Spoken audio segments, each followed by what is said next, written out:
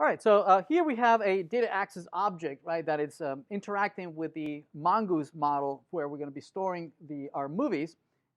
So we need to expose that as a RESTful service, and we had started doing that a little bit in our server, right? We have here to get the movies, get all the movies, or get a movie by IMDb.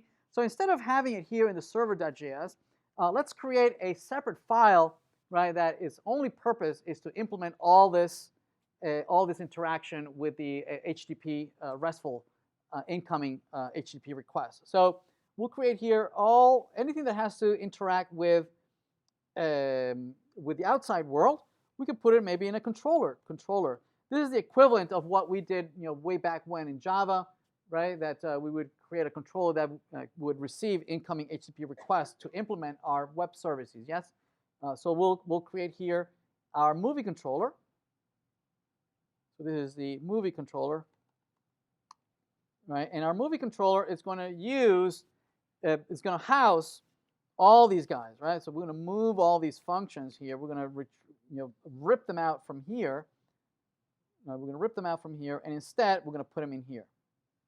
Okay, but notice we don't have an app. We don't have an app, and we're not going to do this app.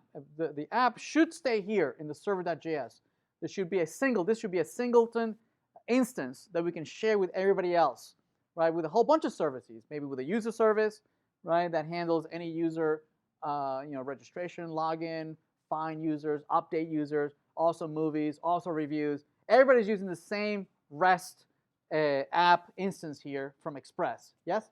Instead, what we're going to do is that we're going to wrap this controller. We're going to wrap it inside of a function that takes as argument the app. Right? And then it uses this app inside of the function. Yes? So we're going to pass it an instance of the app, all right, so that it can then use it to declare all these get and whatnot. Yes? The function, we're going to export it so that folks can call it from outside and say module.exports equal the function. Right? So folks can import this function and then call it by passing in an instance of the app, right? So that here, for instance, what we can do is do the following. We can say import, so const our movie controller. We can require from the controller / movie controller. There we have it. And then we can call it and pass it the instance of app. Right? So we can pass it.